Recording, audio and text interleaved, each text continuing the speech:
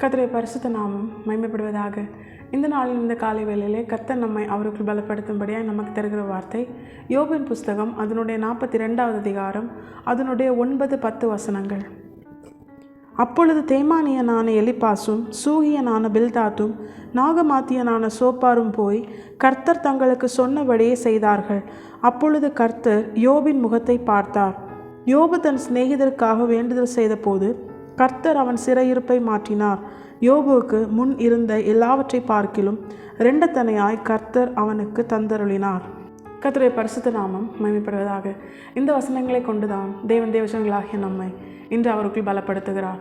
தேவன் தேவஜனங்களாகிய நம்மிடத்தில் ஒரு பிரதானமான காரியத்தை நாம் செய்யும்படியாய் நமக்கு கற்றுத்தருகிறார். கர்த்தருக்கு பிரியமான கிரியைகள் தேவஜனங்களாகிய நாம் நம்முடைய வாழ்க்கையில் செய்ய வேண்டும். கர்த்தர் என்ன சொல்லுகிறாரோ அதை நாம் நம்முடைய வாழ்க்கையில் செய்கிறவர்களாக இருக்க வேண்டும். இதுதான் கர்த்தர் நம்மிடத்தில் எதிர்பார்க்கிற காரியம். ஆனால் இந்த இடத்துல யோபுவின் 3 சகோதரர்களை குறித்து கர்த்தர் நமக்கு காண்பித்து தருகிறார்.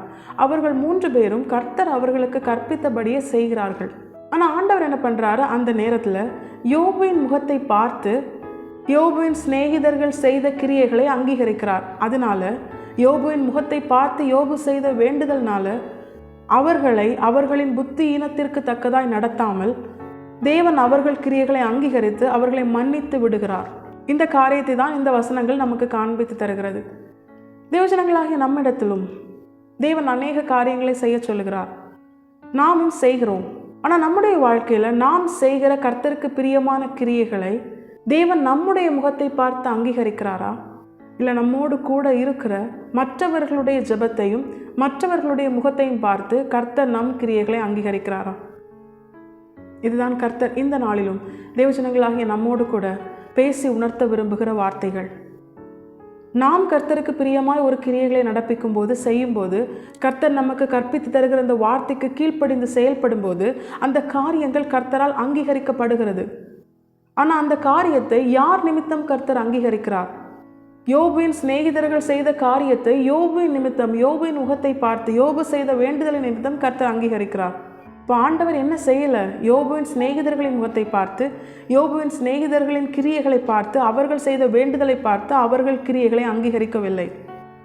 அவர்கள் கிரியைகள் அங்கீகரித்ததற்கு காரணம் யோபு செய்த வேண்டுதல். கர்த்தர் யோபுவின் முகத்தை பார்த்து அவர்களை அங்கீகரிக்கிறார். நம்முடைய வாழ்க்கையிலும் நாம் கர்த்தருக்கு பிரியமான கிரியைகளை செய்கிறோம். கர்த்தர் வேதத்தில் காண்பித்து தருகிற காரியங்களை நாம் நம்முடைய வாழ்க்கையில் செயல்படுத்துகிறோம். ஆனால் தேவன் அதை அங்கீகரிக்கிறது யார் நிமித்தமாய்? நம்முடைய பெற்றோர் செய்கிற ஜெபத்தின் நிமித்தமாகவா? நம்முடைய பெற்றோரின் முகத்தை பார்த்தா?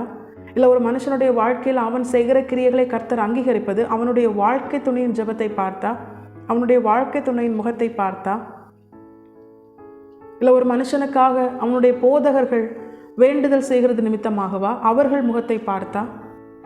யார் முகத்தை பார்த்து நம்முடைய கிரியைகள் அங்கீகரிக்கப்படுகிறது? அப்படின்னா என்ன அர்த்தம்? நம்முடைய முகத்தை பார்க்க கர்த்தருக்கு பிரியம் இல்லை அப்படின்னு அர்த்தம். யாருடைய முகத்தை கர்த்தர் பார்ப்பார்?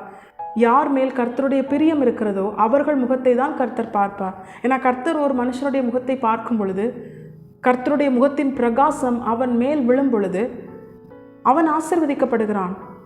அவன் மேல் கர்த்தர் பிரியம் வைத்திருக்கிறதுனால அவனை பார்த்து அவனுடைய வேண்டுதலை கேட்டு அவன் யாருக்காக வேண்டுதல் செய்கிறானோ அவர்களுடைய கிரியைகளை அங்கீகரிக்கிறார். ஆனால் அந்த நபர்களை கர்த்தர் முழு மனதாய் ஏற்றுக்கொண்டு அவர்கள் மேல் பிரியம் வைத்து அங்கீகரிக்கவில்லை. இதை தான் தேவஜனங்களாகிய நமக்கு கர்த்தர் இந்த நாளில் எச்சரித்து உணர்த்துகிறார். நாம் செய்கிற கிரியைகள் அங்கீகரிக்கப்படுகிறது. அது யார் நிமித்தமாக அங்கீகரிக்கப்படுகிறது? நம்மோடு கூட இருக்கிறவர்களின் நிமித்தமாகவா? நமக்காக ஜெபிக்கிற தேவனுக்கு பிரியமானவர்களின் நிமித்தமாகவா? இல்லை நம் நிமித்தமாகவா? நம்மேல் கர்த்தர் பிரியம் வைத்து நம்முடைய கிரியைகளை அங்கீகரிக்க வேண்டும். நம்மேல் கர்த்தர் பிரியம் வைத்து நம்முடைய முகத்தை பார்த்து நம்முடைய வேண்டுதலை கேட்டு நம்முடைய கிரியைகளையும் அங்கீகரித்து நம்மோடு கூட இருக்கிற மற்றவர்களையும் அவர்களுடைய கிரியைகளையும் கர்த்தர் அங்கீகரிக்க வேண்டும். அப்படிப்பட்ட ஒரு நிலையில் கர்த்தரின் பிரியத்தை பெற்றுக்கொள்ளத்தக்கதாய் நாம் நம்முடைய வாழ்க்கையில் வாழ்கிறோமா? இங்கே யோபுவுக்கும் யோபுவின் சிநேகிதர்களுக்கும் என்ன வித்தியாசம்? யோபுவின் மேல் கர்த்தர் பிரியம் வைத்தார். யோபுவின் சிநேகிதர் மேல் கர்த்தருடைய கோபம் உண்டது. ஆண்டவரே சொல்றாரு, நீங்கள் என் தாசனாகி யோபு பேசினது போல நிதானமாய் பேசவில்லை. அப்படின்னா என்ன அர்த்தம்? யோபுவின் சிநேகிதர்கள் கர்த்தரை குறித்து நிதானமாய் பேசவில்லை. யோபு கர்த்தரை குறித்து நிதானமாய் பேசினான். நாமும் நம்முடைய வாழ்க்கையில் நம்முடைய கிரியைகள்லாம் அங்கீகரிக்கப்பட்டோன்னு ஆண்டவர் நம்மேல் பிரியம் வைத்திருக்கிறார் என்ற அர்த்தம் கிடையாது.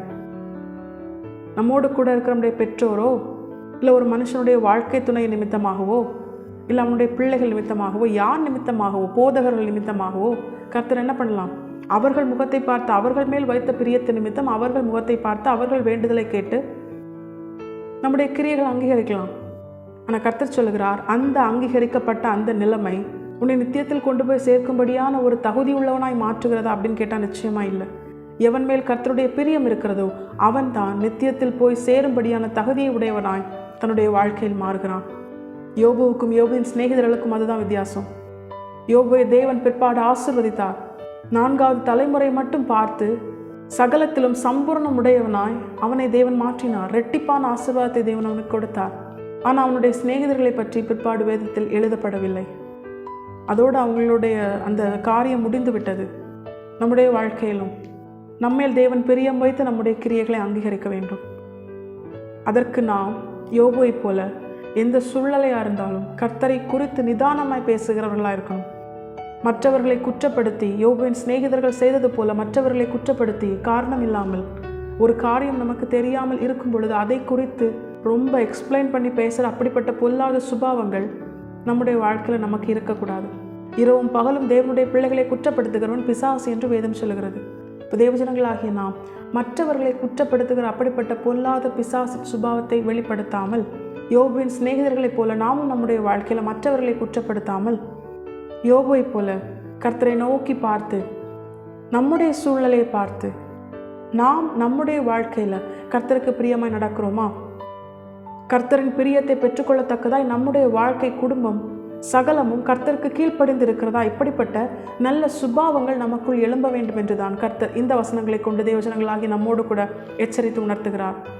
கர்த்தரின் பிரியத்தை பெற்றுக்கொண்டு கர்த்தர் நம்முடைய முகத்தை பார்த்து நம்முடைய வேண்டுதலை கேட்டு நம்மையும் அங்கீகரித்து நம்மோடு கூட இருக்கிறவர்களையும் அங்கீகரிக்கும் பொழுது நாம் நித்தியத்திற்குரியவர்களாய் மாறுகிறோம். ஏன் தெரியுமா? அவர் தமக்கு பிரியமானவர்களை வந்து அழைக்க வரும் பொழுது நிச்சயமாய் நம்மையும் அவரோடு கூட அந்த நித்தியத்திலே சேர்த்து கொள்வார். கர்த்தருடைய பிரியத்தை பெற்றுக்கொள்ள யோபுவை போல கர்த்தரிடத்தில் நற்சாட்சி பெற்றுக்கொள்ளத்தக்கதாய் பரிசுத்தமும் உத்தமமாய் நாம் நம்முடைய வாழ்க்கையில் வாழ நாம் நம்மை முழுமையாய் கர்த்தருடைய பாதத்திலே அர்ப்பணிப்போம். நம்முடைய முகத்தை கர்த்தருடைய முகம் நோக்கி பார்க்கும் பொழுது எந்த காரியங்கள்லாம் நாம் இழந்து போனோமோ அதை அனைத்தையும் ஒன்றும் குறையாமல் சகலத்தையும் திருப்பிக் கொள்ள ரெட்டிப்பாய் நற்சீராய் இம்மையிலே நூறத்தனை மறுமையிலே நித்திய ஜீவன் என்கிற ரெட்டிப்பான சுதந்திரமாய் தேவன் நமக்கு தந்து, அவர் உண்மையுள்ள தேவன், நிச்சயமாய் யோபுவுக்கு செய்த தேவன் நமக்கும் அதை வாக்கு மாறாமல் செய்து முடிப்பார். இந்த நிச்சயத்தோடு தேவஜனங்களாகிய நாம் யோபுவை போல கர்த்தரின் பிரியத்தை பெற்றுக்கொள்ளத்தக்கதாய் முழுமையாய் நாம் நம்மை கர்த்தருடைய பாதத்திலே அர்ப்பணிப்போம். தேவன் நம்மையும் அங்கீகரித்து நம்முடையவர்களையும் அங்கீகரித்து முடிவிலே நம்மையும் நம்முடையவர்களையும் அவருக்கு பிரியமுள்ளவர்களாய் மாற்றி அந்த நித்தியத்தில் கொண்டு போய் சேர்ப்பது அதிக நிச்சயம். கர்த்தர் தாமே இந்த வசனத்தை கேட்டு நம் அனைவரையும் ஆசீர்வதித்து வழிநடத்துவாராக. கர்த்தருடைய பரிசுத்த நாமம் மட்டுமே மகிமைப்படுவதாக. மாரநாதா இயேசு வருகிறார். ஆயத்தமாகவும் பிறரை ஆயத்தப்படுத்துவோம். ஆமென்.